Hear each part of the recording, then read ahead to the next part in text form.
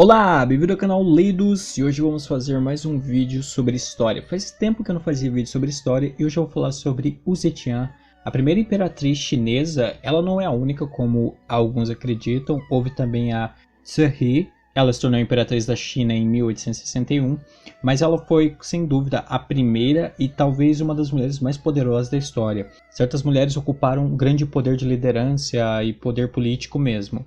E com certeza, se a Wu Zetian não foi a mulher mais poderosa da história, ela é certamente uma das. E é por isso que a gente vai falar sobre ela. Mas antes de começar, não se esqueça de deixar o seu like, inscrever-se no canal caso não seja inscrito e comentar, tá? Isso ajuda demais. E eu sou mais enfático em pedir isso a vocês nesses vídeos de história que dão mais trabalho para pesquisa, escrever roteiro e tal. Então, se você fizer isso, você ajuda demais, tá? Também comente se você quer mais vídeos sobre história, talvez sobre a história da China, a história do Japão. São temas bastante interessantes e que dão muito pano para manga. Então, se você quer mais vídeos assim, comente aí embaixo, beleza? Dito tudo isso, então vamos ao vídeo.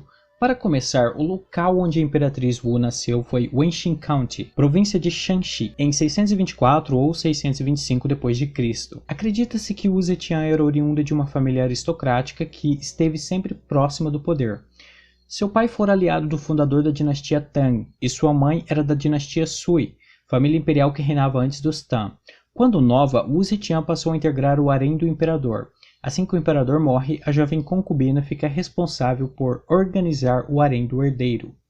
Como você percebeu, Wu Zetian foi concubina de pai e filho. Mas o que é ser concubina? Talvez algumas pessoas tenham essa dúvida. Concubina, falando de modo mais genérico, é alguém que tem as funções maritais, ou seja, pratica as funções de uma esposa do imperador, mas sem estar legalmente casada com ele. O nome concubina adquiriu um significado negativo ao longo do tempo, com pessoas associando o concubinato como sinônimo de prostituição, o que não é correto. O concubinato envolvia certa exclusividade, ou seja, a concubina era do imperador, não de qualquer homem que estava disposto a pagar. O termo concubinato quer dizer comunho de leito, uma coisa assim, e ele, de modo geral, descreve mais essa relação que não é oficial, tanto de alguém, por exemplo, tem um casamento e daí ele pula a cerca e está tendo um amante. Essa pessoa é uma concubina ou um concubino, sei lá. Nesse caso específico, a gente está falando das concubinas do imperador chinês. É claro que elas tinham que servir e fazer as vontades dele, mas elas não eram nem sua prostituta e nem sua esposa. O imperador tinha uma esposa real, oficial, entende? Parece aquela gíria de funk, mas não foi proposital.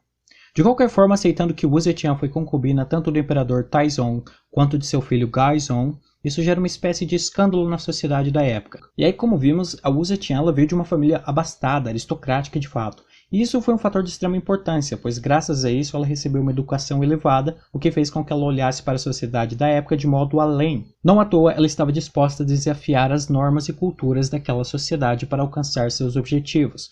Não por menos, no ano de 666, ela acaba fazendo algo extremamente desafiador para a sociedade da época, ao que ela, liderando um grupo de mulheres, ruma até o Monte Tai, antigo local de cerimônias, e lá realiza uma série de rituais que, de acordo com o costume, deveriam ser executados por homens. Vamos contar a história dela desde criança até seus anos como imperatriz e sua fatídica queda, bem naquele modo de storytelling, pois eu acho que assim fica mais fácil de se entender.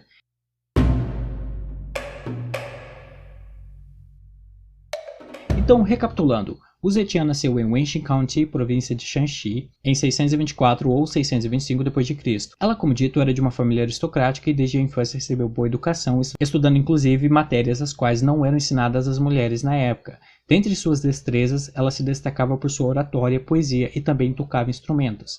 Embora a família de Wu Zetian fosse de fato relativamente poderosa, ela figurava em um patamar não tão relevante a ponto de ser considerada parte da nobreza.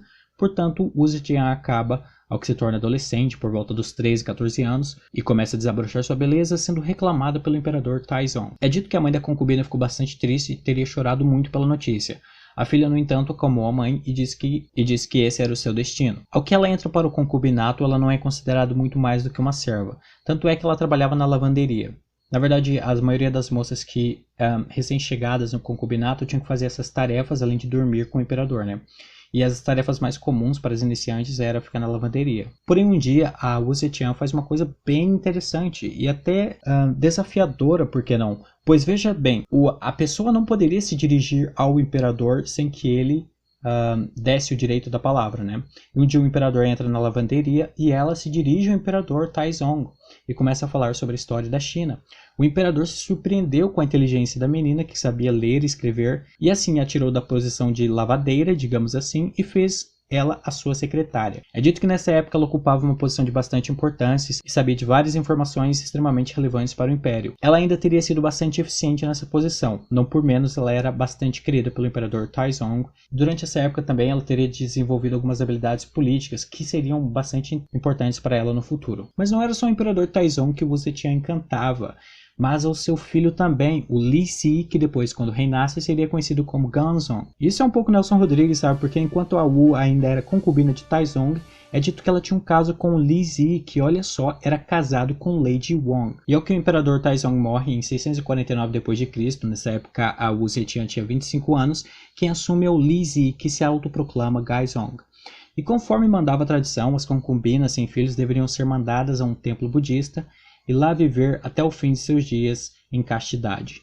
E esse seria o destino de Wu, só que Gaozong impede que isso aconteça, mantendo Wu a seu lado como a primeira das suas concubinas, o que geraria um ódio mortal por parte da Lady Wong, que era a esposa do imperador, e da ex-primeira concubina, Xiao Shifei. Você entendeu? Havia uma esposa no papel, oficialmente reconhecida, que no caso era Lady Wong. E as concubinas, e dentre as concubinas havia a favorita, que seria a primeira concubina, que nesse caso era Xiao Shifei. Mas ela perde o posto ao que a Wu Zetian é posta em seu lugar, e isso foi o que deixou essas mulheres mordidas de raiva. Dá para entender por quê, afinal o cara foi meio contra a tradição para permanecer com a mulher ao seu lado, e isso denotava um profundo sentimento por parte do imperador a essa mulher. Bom, Wu Zetian não teve filhos com o falecido imperador Taizong, mas com Goizong foi diferente, pois em 652 d.C., quando ela tinha 28 anos, Wu teve seu primeiro filho com o imperador. A criança se chamava Li Hong. Um ano após, ela teve outro filho, esse chamado de Li Xian. Só que tanto a Lady Wong e a Xiao Shifei estavam tranquilas a respeito disso, pois na época Gaizong já havia escolhido seu sucessor,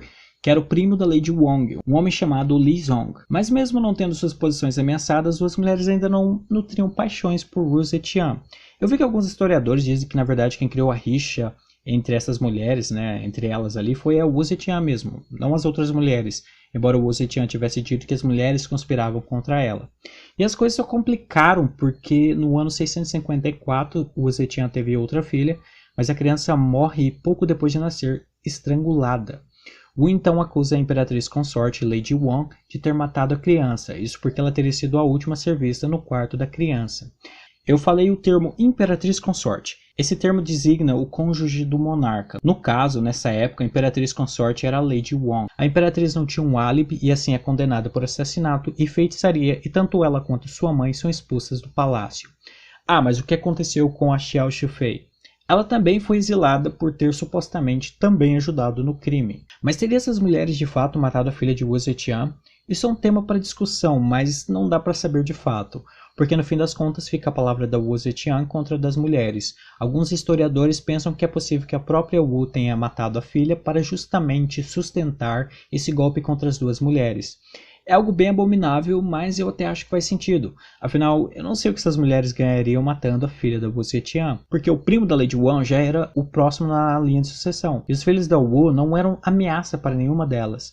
E se elas quisessem matar algum dos filhos, por que não os meninos? Por que só a menina e agora? E aqui é uma suposição minha, mas eu creio que o Wu Zetian pensou que a filha não teria muita utilidade e pode ter decidido usar ela para dar um golpe que fizesse com que ela ganhasse mais poder. Porque com a morte da filha e a expulsão das suas arquirrivais, ela chegou ao patamar de imperatriz consorte. Agora ela não era mais uma concubina, mas sim, de fato, a esposa oficial do imperador. Fora que agora seus dois filhos passavam a ocupar a posição de herdeiros do trono. Mas como eu disse, nunca saberemos quem de fato matou a criança. Seja como for, o resultado foi aquilo que eu disse. A Wu Zetian se tornou imperatriz consorte e aquele que seria o próximo na linha de sucessão do trono. Lembra lá o primo da Lady Wong, o Li Zong? Ele foi retirado da linha de sucessão. Tinha também um tio da Lady Wong, que era chanceler, foi demitido do cargo. Enfim, a família da ex-imperatriz caiu em desgraça. E agora os próximos na linha de sucessão eram os filhos da Wu Zetian. E olha que interessante, não muito tempo depois, a Lady Wong e a Lady Xiao foram assassinadas. A Wu Zetian teria matado as duas? É possível, mas improvável, ou seja, dificilmente saberemos. Mas aí a vida seguiu e é muito interessante falar que, embora Gaozong fosse o imperador, quem de fato comandava as coisas era Wu Zetian. Ela exercia pleno controle sobre o marido e sobre o império de certa forma. Não por outro motivo é atribuído a ela as glórias militares alcançadas contra a Coreia no ano 668, o que acabou por tornar a Coreia estado vassalo da China. O imperador Gaozong estava bastante doente na época. Ele tinha adquirido uma doença que lhe havia prejudicado a visão e precisava de um auxiliar que lesse para ele as notícias a respeito de como as campanhas andavam. Mas veja que Wu Zetian estava por perto para omitir as notícias que ela considerasse que não fosse interessante o imperador saber. Esse governo dos dois seguiu até o ano 664, quando o imperador Gaozong morre. Então o filho de Wu Zetian, o mais velho, de nome Li Hong, se tornou o imperador. Nessa parte eu acabei cometendo alguns equívocos porque a Wu Zetian tinha muitos filhos, né? Então eu estava achando que o filho mais velho foi o primeiro a pegar o trono, mas isso não aconteceu, tá? O filho mais velho dela, que era o Li Hong, ele nunca se tornou um imperador. Na verdade, ele morreu antes que ele pudesse alcançar esse título, né? Inclusive, há suspeitas de que a própria Wu Zetian teria envenenado o filho, ela teria alguns conflitos com ele. Então, quem de fato assume o trono pela primeira vez é o segundo filho da Wu Zetian, que é o Li Xian. E ele acaba assumindo o título de Zhongzong. E ele começa a reinar em 672. Só que isso não dá certo porque ele acaba sendo muito mais influenciado pela Lady Wei, que era a esposa dele, e ele acaba ignorando a mãe e deixando ela meio que esquecida. E daí a Lady Wu, furiosa com a indiferença do filho, né, e com o controle da nora sobre ele, o que ela faz? Ela pega e o acusa de traição e então exila ele e a esposa. Daí ela dá o poder para o seu quarto filho, que é o Li Dan, e ele assume o título como Huizong. E assim, ele não foi muito adequado para Wu Zetian. Ela achava que ele não servia nem para ser marionete, nem para reinar de fato.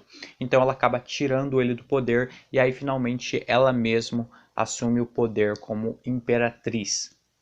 E agora ela tinha a posição de líder supremo mesmo, sem a necessidade de nenhum homem ao seu lado. Ela não era mais aquela figura que mexia os pauzinhos por baixo dos panos, mas sim a figura mais importante do império. Pô, demorou, hein? Porque veja só, isso aconteceu em 690, ou seja, a mulher já estava com 66 anos de idade. Ela se autonomeou como Zetian, que significava governante dos céus, e Wu, por sua vez, poderia ser traduzido como arma e ou força militar. Pois é, né? Não é um nome exatamente humilde, mas, cara, os chineses são reis nisso, porque o próprio nome da China, que a gente chama de China, mas na verdade é Chongguang, eu não sei se minha pronúncia está correta, eu vou deixar aí como se escreve, significa Império do Meio ou Estado Central. Ah, mas o Império do Meio, o Império que está no meio das montanhas? Não, pode ser Império no meio do universo, é uma coisa bastante pomposa, sabe? A gente chama a China de China porque teve uma dinastia que eu acho que era a dinastia Qin, eu acho que é 220 a.C.,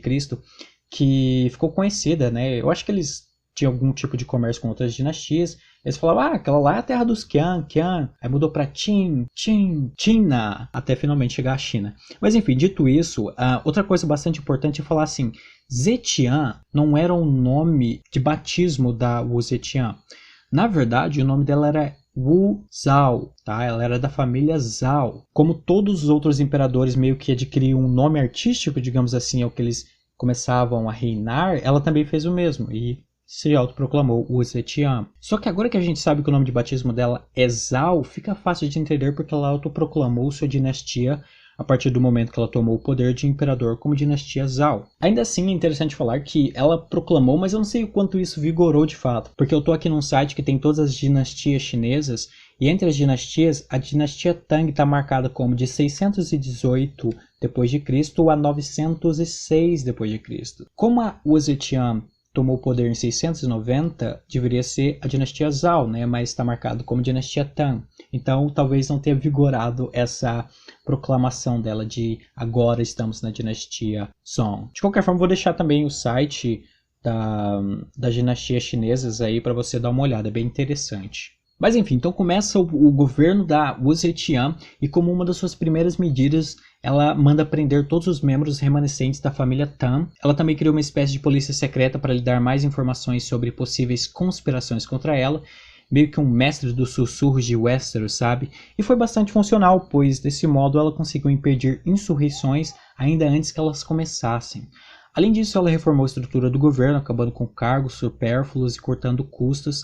Também baniu e executou oficiais traidores. Outra coisa muito interessante que ela fez foi favorecer a ascensão social de intelectuais e burocratas de talento, acabando com as antigas alianças familiares baseadas no dinheiro. Nenhuma área social permaneceu intocada pelo seu governo. Ela mudou até o alfabeto chinês, criando os novos caracteres, mas isso foi mudado logo após o seu governo. Também foi modernizada a agricultura e criou-se um ministério para garantir o bom manejo dos campos.